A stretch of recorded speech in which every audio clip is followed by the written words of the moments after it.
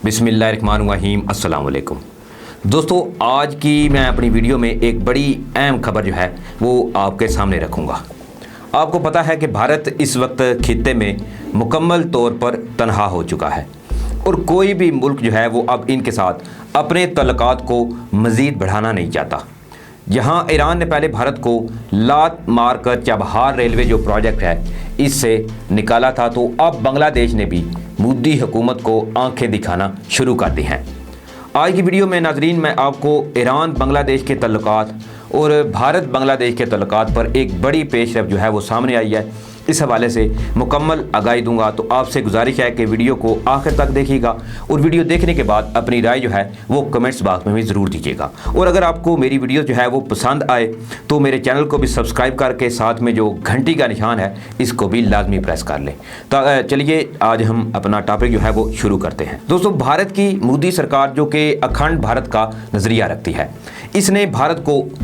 एक खित्ते में मुकम्मल तौर पर तनहा करने में कोई कसर जो है वो बाकी नहीं छोड़ी। अभी हाल ही में आपको पता है कि चीन भारत की कशीदगी पर पूरी दुनिया में भारत का मजाक बना है और जो चीन ने भारत को इबरतनाक जो है वो शिकस्त दी थी, इससे ना सिर्फ मोदी हुकूमत को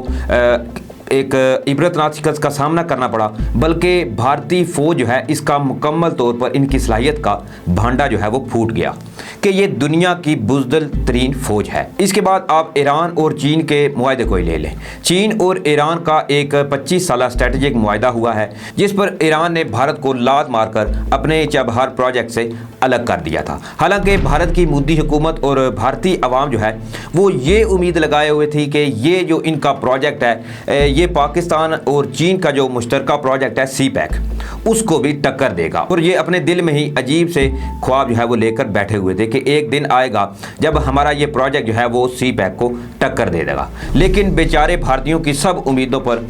चीन और ईरान ने पानी फेर दिया और अब इनकी हालत नाजरीन ये है कि अब भारतीय ये कहते फिरते हैं कि नहीं जी, हमारा तो वैसे भी ईरान के साथ मुआहदा करने का कोई इरादा नहीं था, इसलिए हम उनको मुसलसल जो है वो इग्नोर कर रहे थे, क्योंकि हमारी हुकूमत जो है वो उनका सारा फोकस जो है वो अपनी फ़ौज को जदीद हथियारों से लेस करने में मसरूफ़ है ताकि वो चीन और पाकिस्तान को एक साथ जो है वो शिकस्त दे सके। हालांकि ये भी इन बेचारों का एक ख्वाब ही है जो कि रहती दुनिया तक कभी भी पूरा नहीं होगा। खैर, आपने नाज़रीन वो बात तो सुनी होगी कि जब आपका हाथ ना पहुँचे तो अंगूर जी खट्टे हैं। भारत का भी नाज़रीन यही हाल है कि प्रोजेक्ट से निकाले गए तो अब ये खुद ही ये कह रहे हैं कि जी हम नहीं चाहते थे कि हम जो है वो ईरान के साथ प्रोजेक्ट में शामिल रहें। लेकिन अब नाज़रीन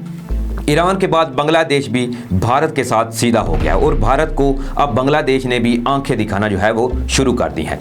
कई माह जो है मुलाकात की दरख्वास्तों के बावजूद भी बांग्लादेशी वज़ीर आज़म जो हैं हसीना वाजिद, इन्होंने भारतीय हाई कमिश्नर से मुलाकात नहीं की और मुसलसल इनको वो इग्नोर करती रहीं। हसीना वाजिद की जानिब से मुलाकात ना किए जाने की जो असल वजह सामने आई है वो है 2019 से तमाम जो भारतीय मनसूबों की सुस्त रवि, हसास मनसूबे चीन को दिए जाने के बाद खित्ते में नाज़रीन ये बात अब मुसलसल हो रही है कि बांग्लादेश ने भारत से आहिस्ता आहिस्ता फासला जो है वो इख्तियार करना शुरू कर दिया है और इसका अब मुकम्मल तौर पर झुकाव जो है वो चीन और पाकिस्तान की जानिब बढ़ रहा है। और यही बात जो है वो अंदर ही अंदर मोदी सरकार को सताई जा रही है कि आहिस्ता आहिस्ता से हर मुल्क जो है वो इनका साथ जो है वो छोड़ता जा रहा है। इसी मौजू पर बांग्लादेश के एक सरकर्दा अखबार ने भी रोशनी डाली है जिसमें बांग्लादेश की भारत से दूरी, चीन को बांग्लादेश में दिए गए तामीराती मनसूबों के ठेकों और इमरान खान की हसीना वाजिद को गैर मामूली टेलीफोनिक कॉल पर भी बातचीत की गई है। नाज़रीन, इमरान खान और हसीना वाजिद की बातचीत को लेकर भारत में काफ़ी जो है परेशानी की लहर जो है वो इस वक्त देखी जा रही है और इस वक्त भारत में खूब ये चर्चा है कि इमरान खान और हसीना वाजिद की जो बातचीत हुई है आखिर अंदर ही अंदर पाकिस्तान और बांग्लादेश जो हैं वो क्या मामलात आपस में सेटल कर रहे हैं। दूसरी जानिब नाज़रीन अगर हम बात कर लें बांग्लादेशी अखबार की तो इसके हवाले से भारतीय अखबार दी हिंदू ने एक रिपोर्ट जारी की है कि 2019 में वज़ीर आज़म शेख हसीना वाजिद के दोबारा मुंतखब होने के बाद तमाम भारतीय जो मनसूबे हैं वो सुस्त रवि का शिकार हैं, जबकि चीनी इंफ्रास्ट्रक्चर के मनसूबों का ढाका की जानिब से ज़्यादा हमायत मिल रही है। ऑलरेडी मैं आपको बता चुका हूँ कि चीन जो है अब उनका ज़्यादा फोकस बांग्लादेश, ईरान और दूसरे ममालिक हैं इनके साथ है और इस वक्त कोई मुल्क जो है वो ये नहीं चाहता कि भारत के साथ इनकी कोई इश्तराकदारी जो है वो कायम रहे। अब बात कर लें डॉन न्यूज़ की। डॉन न्यूज़ के मुताबिक बांग्लादेशी अखबार के एडिटर शर्मल दत्ता ने एक मजमून में ये कहा है कि भारत की तशवीश के बावजूद बांग्लादेश ने सलट में एयरपोर्ट टर्मिनल बनाने का ठेका एक चीनी कंपनी को दे दिया है। भारतीय हाई कमिश्नर रेवा गंगोली दास 4 माह से बांग्लादेश के वज़ीर आज़म के साथ मुलाकात के लिए मुसलसल कोशिश कर रहे हैं, लेकिन इन्हें मुलाकात का वक्त नहीं मिल सका।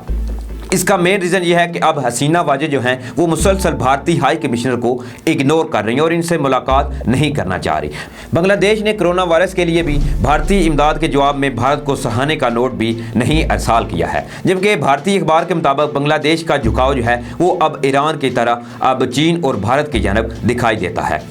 दो तरफा तल्लुकात की सूरत हाल के बारे में तबसरे ऐसे वक्त में नाज़रीन सामने आए कि जब शेख हसीना वाजिद और वज़ीर आज़म इमरान खान के दरमियान बुध के रोज़ टेलीफोनिक जो है वो रब्ता हुआ था। अगरचे ढाका ने दोनों रहनुमाओं के दरमियान होने वाली गुफ्तगू की तफसीलात जो है वो देने से इनकार कर दिया था, लेकिन पाकिस्तान की सरकारी जो न्यूज़ एजेंसी है इन्होंने बताया कि इमरान खान ने शेख हसीना वाजिद को मकबूजा कश्मीर की सूरत हाल से आगाह किया और तनाज़े का हल तलाश करने की कोशिश की थी। और यही बात है कि भारत को अब अंदर ही अंदर ये बात सताई जा रही है कि बांग्लादेश जो है उसका झुकाव जो है वो पाकिस्तान की तरफ क्यों रहा है, क्योंकि आप देख लें कि भारत की मोदी सरकार जो है इनकी मुसलसल यही कोशिश रही है कि पाकिस्तान को खित्ते में तनहा किया जा सके, लेकिन इनको अल्लाह ताला के फजल करम से हर दफ़ा जो है मुँह की खाना पड़ी है। और आप नाज़रीन देख लें कि दयामर भाषा जो डैम है पाकिस्तान में, इस पर भी भारत जो है भारतीय अवाम और भारतीय सरकार जो है इनको अंदर ही अंदर मिर्चें लगी हुई हैं कि पाकिस्तान कहीं ये दयामर भाषा डैम जो है वो कंप्लीट ना कर ले, क्योंकि इससे पाकिस्तान की इकानमी जो है वो एक स्टेबलाइज होने की मुकम्मल उसमें सलाहियत जो है वो वापस आ जाएगी। उस तरह जो हमारे यंग जनरेशन है उनके पास नौकरियों का बड़ा मसला है वो भी एक तरह से हल हो जाएगा। और भारत जो है वो मुसलसल इस कोशिश में लगा हुआ है कि किसी ना किसी तरह पाकिस्तान का दयामर भाषा डैम का जो मनसूबा है इसको सबूताज किया जा सके, ताकि पाकिस्तान कहीं भारत से स्ट्रेटेजिक मामलात में आगे ना चला जाए। आप देख लें कि चीन ने भारत को कोई कसर नहीं छोड़ी लद्दाख में इनको इबरतनाक शिकस्त से,